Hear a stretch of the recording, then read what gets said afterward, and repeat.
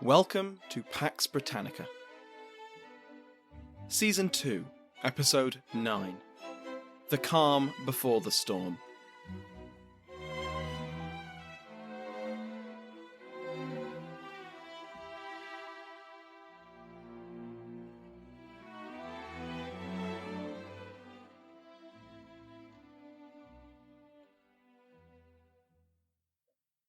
Welcome back to Pax Britannica. I'm your host, Samuel Hume. Last time we looked at the narrative, we had a mammoth episode on the First Bishops' War. The Scottish Covenanters, commanded by Lord General Alexander Leslie, trounced the royalist forces of Charles I. In the south, in the borders, the king's army backed down without a fight, which was probably for the best. They were under strength, undertrained, and poorly armed. And they were facing a force superior in training, experience, discipline, and unity. The two sea-borne prongs of the invasion failed. Off the west coast by the Earl of Antrim, which foundered before even leaving Ireland, and the east coast commanded by the Marquis of Hamilton, who made the sensible decision not to face down the artillery defences at Leith, as well as his gun-toting mother. In the north and the northeast, the Royalists were first commanded by the Earl of Huntly, but after negotiations led to his surrender, his recently arrived son, the Viscount Aboyne, picked up the baton. His little relay race started in Aberdeen, and he managed to get about a dozen miles south to the village of Stonehaven before the Covenanters chased him back to the River Dee. What followed was one of the few moments of violence in the entire war, as the Covenanters under the Earls of Montrose and Earl Marshal fought to eject the dug-in Royalist force over the Brig of Dee. After some basic deception and the poor judgment of Aboyne, the Royalists were divided and the bridge stormed. Then, word came from the border. The king had come to terms with the Covenanters some days ago. That is where we left off. Before we continue, some corrections. Thank you to listener Whit Johnston and Ask Historians user Platypus Keeper for bringing some mistakes to my attention. First, the Riksrad, which is the Swedish body I've referred to as a General Assembly, is no such thing. That's the Riksdag. The Riksrad, or Riksradet, is usually translated as the Council of the Realm, and is more of a privy council.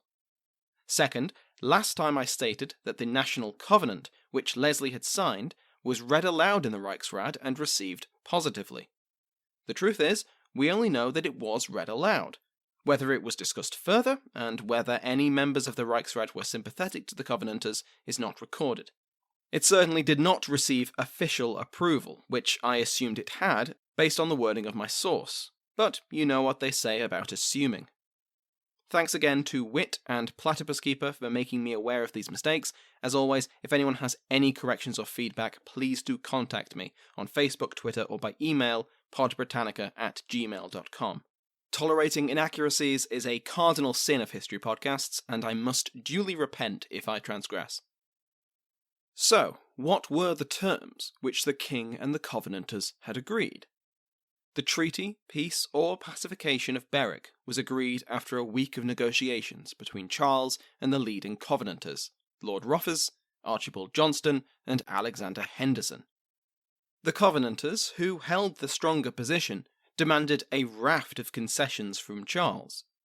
The king would ratify the decisions of the Glasgow Assembly, that the Church of Scotland would be governed by the Church at its General Assemblies, and that Scotland would be governed by the Scottish Parliament.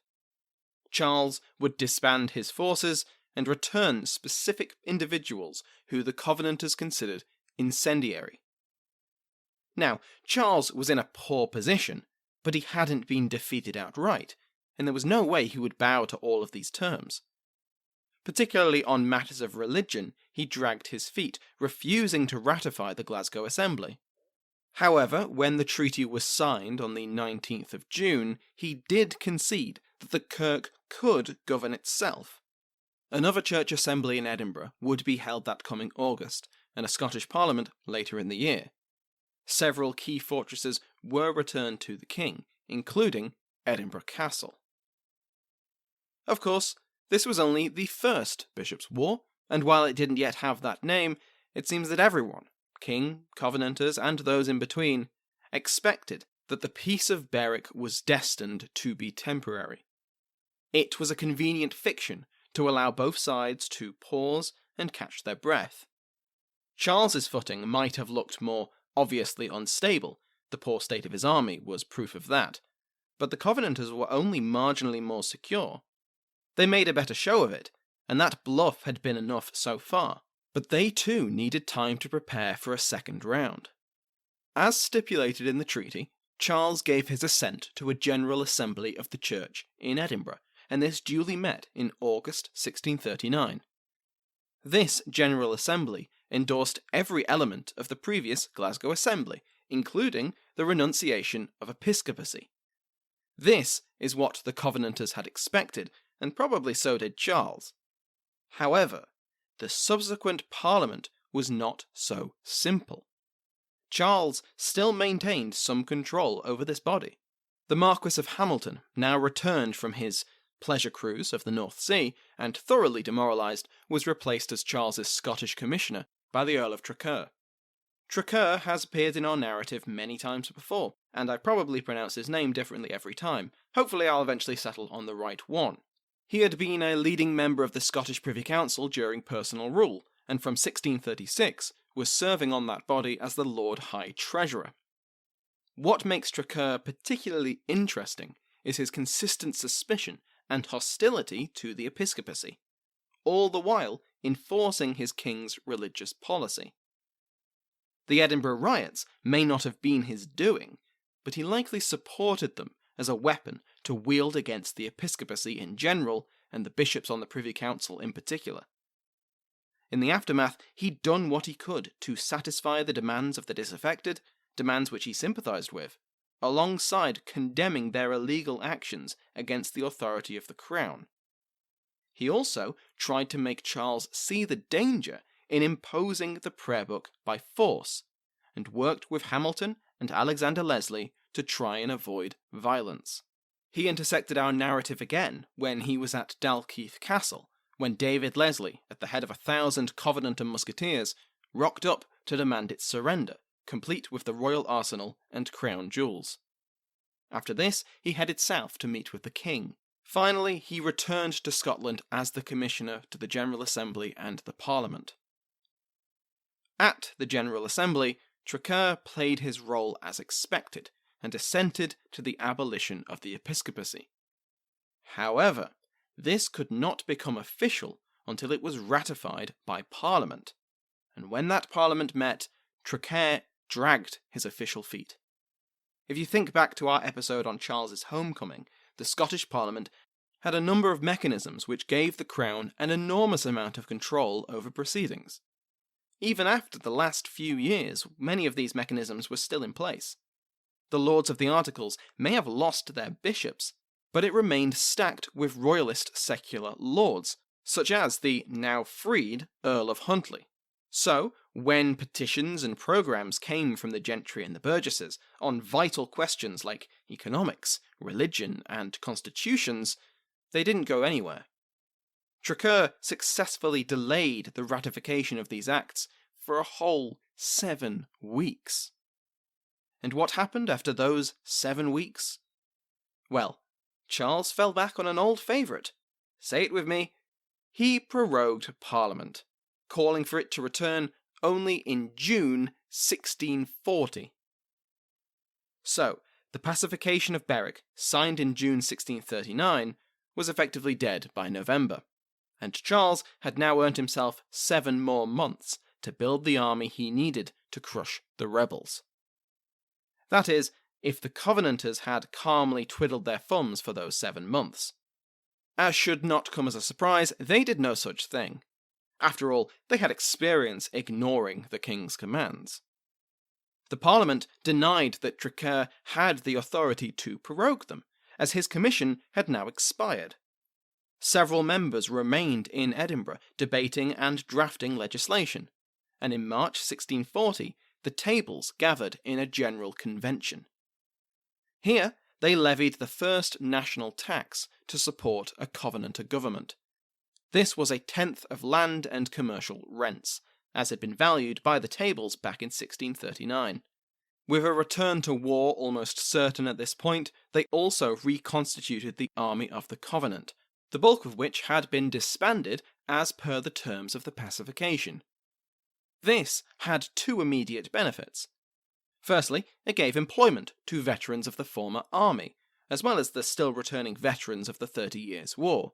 It's always good to keep your trained soldiers fed and paid. It stops them getting into trouble. Secondly, said army of trained soldiers made collecting taxes much simpler.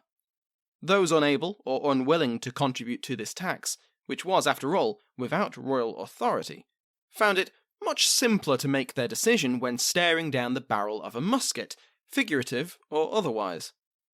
Local government, with the backing of Parliament and the army, was expected to enforce religious conformity, ensure adequate recruitment into the military, as well as collect taxation. The General Convention then reconstituted the Fifth Table, which was the executive body of the tables, as a committee of estates, with a membership that was now permanent rather than rotating. The estates, which is how I'll refer to them from now on, stood their ground when Charles attempted to extend the prorogation of Parliament. He was having some trouble in the south, as we'll cover next week. The estates rejected his authority to do so, and Parliament duly gathered on the 2nd of June. Then they proclaimed themselves a legally constituted assembly and deposed Traquair from his position as commissioner. The estates then went ahead with, in the words of Macinnes, a constitutional revolution. The previous decisions of the tables were ratified by the new body, which then embarked on a vast spate of reforms.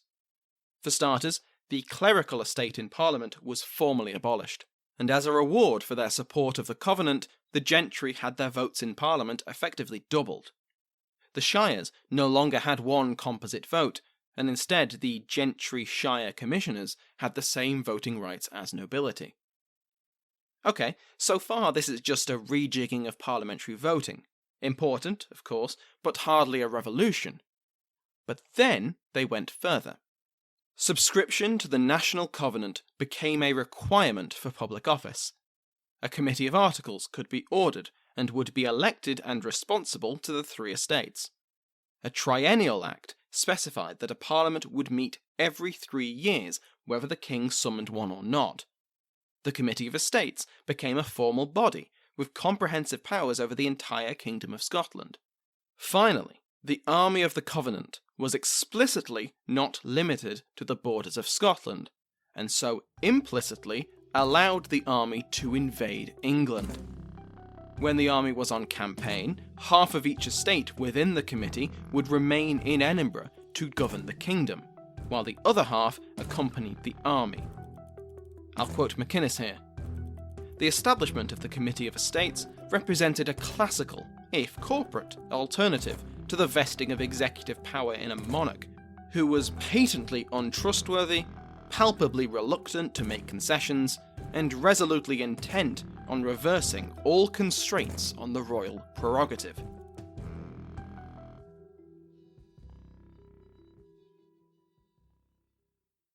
Leslie played a key role in many of the committees established to prepare for the return of war. This included the diplomatic-focused April 1640 committee, named after the fact. While this committee would be created, surprise, in April 1640, the diplomatic offensive of the Covenanters did not let up after the pacification. They couldn't afford to. Their military situation was, at the moment, superior or at least equal to the king. But the Stuart dynasty had significant ties to powers on the continent who could be expected to aid the king. If even one became seriously invested in aiding Charles, then the survival of the true church would be at risk. One tie was that with his uncle, Christian of Denmark-Norway. Thomas Roe and James King travelled to Denmark in 1640 to gain support in money and men from the Danish king. We've met Roe and King before. Roe is the long-time ambassador who travelled to the Mughal court at Delhi, and who we met again last time when he was complaining about the Scots returning to Scotland. King is the former comrade and friend of Alexander Leslie, and one of the Scottish generals who came to the king's side in the First Bishops' War. Christian IV met with the men and gave the royalists permission to recruit troops from his own territory. However, Charles would have to do this out of his own pocket, with money he did not have, and supply the ships necessary to take them away. It was support, in a way, but it was hardly an overwhelming show of familial loyalty. Then again, Charles had once spurned Christian's proposed mediation. The Covenanters did their best to ensure that the Danes kept their distance. In a shrewd piece of diplomatic manoeuvring, they dispatched Sir John Cochrane to Copenhagen with a letter signed by many leading Covenanters. This letter, and Cochrane, explained that the Covenanters only wanted peace with their king, and for the terms of the pacification of Berwick to be kept. The elegance of this mission was this: they asked for Christian to mediate the dispute. Not only was this a helpful piece of flattery, but it kept the Danish king from outright condemning the Covenanters, despite their rebellion against his own nephew. This diplomatic mission, combined with the goodwill generated by valuable Scottish service in the military, meant that Christian became a neutral party in the conflict, and wrote to Charles asking to mediate yet again. The other immediate familial ally was that of France. Charles was, after all, married to the French princess Henrietta Maria. But as we saw last time, the Covenanters had kept the French suite with the supply of additional Scottish regiments in 1638, and had kept up diplomatic contact through the almoner of Cardinal Richelieu. It also has to be said that the Covenanters only needed to remind Louis XIII of the Anglo-French War to show how unreasonable his brother-in-law could be. Charles had hardly been a great friend to France after all. One piece of correspondence between the Covenanters and the French king was intercepted by Charles's agents in April 1639. This letter was signed by several leading Covenanters, including Alexander Leslie, the Earl of the Rothers, the Earl of Mark, the Earl of Montrose, and many others. It was a request for the French king to mediate between the Covenanters and Charles. But what really irritated Charles was that they addressed Louis as "Au Roi," the king. Considering Charles, like all English monarchs at this point, claimed the throne of France too, this was a personal insult. As we'll see next episode, Charles deliberately misrepresented the Au Roi letter to the Short Parliament to attempt to stir up support. Those signatories he could get his hands on, namely Lord Loudon, were arrested for treason. Charles then demanded that the other signatories come before him and explain themselves. Obviously, they did no such thing. The letter may never have even made it to France, but a collection of letters did, and they were much more important. These were the results of that April 1640 committee, partly in written form, and partly presented by Reverend William Colville. This was for security, after the capture of the Au Roi letter aptly showed the danger of putting pen to paper. The letter to Louis only asked him to listen to Colville.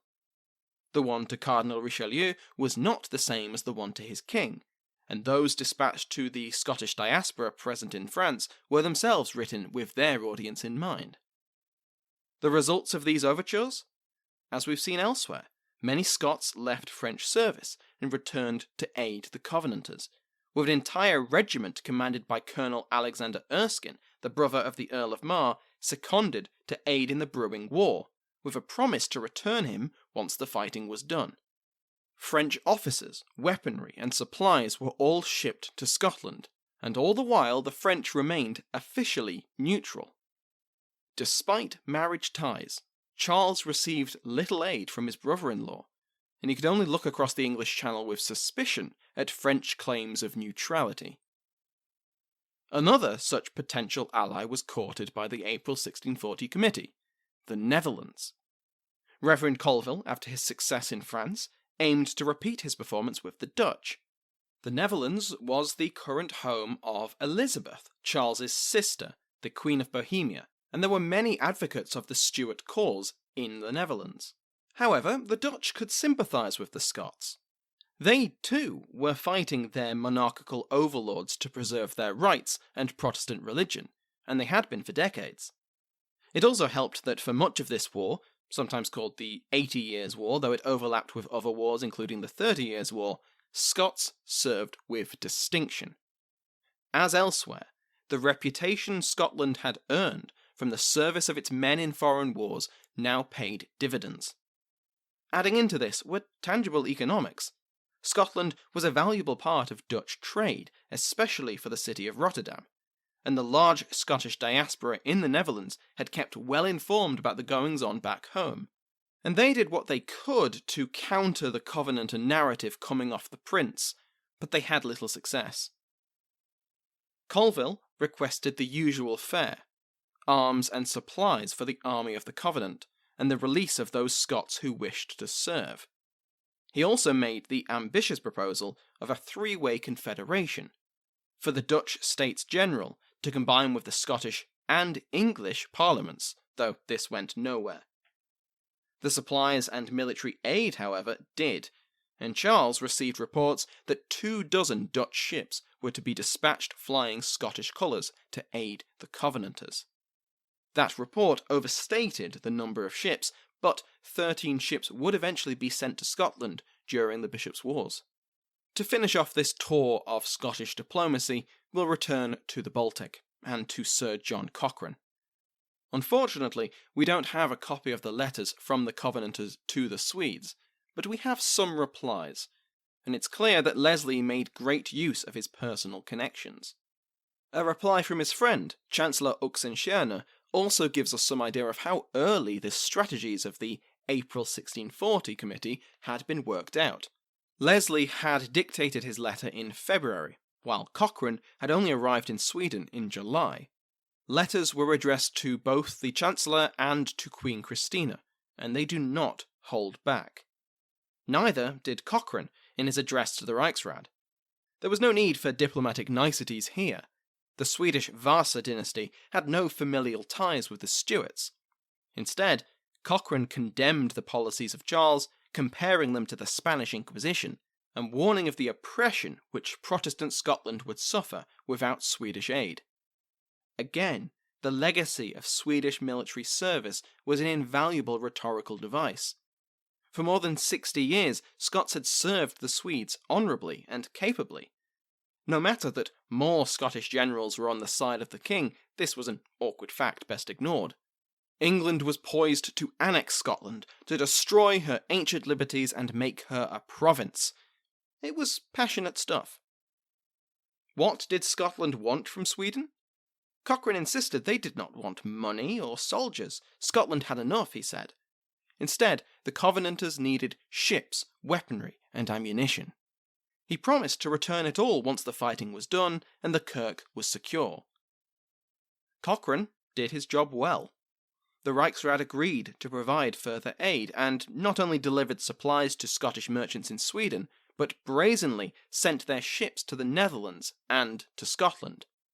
Full to the brim with arms for the Covenanters, they ignored the Royal Navy blockade whenever they came across it.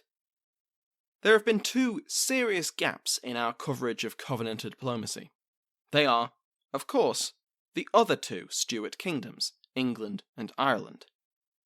There were significant numbers of Scots resident in both kingdoms, and, especially in England, there were many native subjects who sympathised with the Covenanter cause, for either religious or constitutional reasons. These people were actively courted by the Covenanters, and next time we will see exactly how these efforts bore fruit. Because while the Covenanters established their constitutional revolution, events south of the border continued apace. Next time, we will return to England, where Charles has been forced, for the first time in 11 years, to call an English Parliament. Before we finish off for today, I'd just like to let everyone know that as a member of the Agora Podcast Network, I'm taking part in this year's Agoraphobia, which is their spooky Halloween event. My contribution should already be out by the time you're listening to this, and you can find that on the Agora Podcast Network podcast feed. I will also leave a link to it in the description of this episode. Go have a listen. I had a lot of fun making it. It's basically a retelling of one of the Manx legends or myths that I remember being told growing up, which you probably haven't heard before. Agoraphobia as an event will be going on throughout the month of October, with every week new clips, so do subscribe to that feed. Not only agoraphobia, but some really interesting conversations and talks and specials go up on there. Just put Agora into your podcast app of choice to find the feed. Thank you to my royal favourites Andrew Shoemaker and Mike Sanders. The Duchess of Devon, Michelle Gersich. The Royal Headsman, executed today. The Duke of Clarence, Rory Martin. The Duke of Ormond, Brendan Bonner. They have been joined by the Earl of Tankerville, Christopher Burton, who has been promoted from a viscountcy. The Earl of Waldegrave, Talon Rickett. Yannick, Viscount Stiller. Owen Ryan, Viscount Carloch. And the Viscountess Rosa. Remember that you can join their ranks by going to patreon.com/Pax Britannica. Every patron gets an ad-free feed, and patrons of higher ranks get extra bonuses. Please consider leaving a review on iTunes or your favourite podcast app, or sharing it with a friend or on social media. Remember, you can follow me on Twitter and Facebook, the links are in the episode description.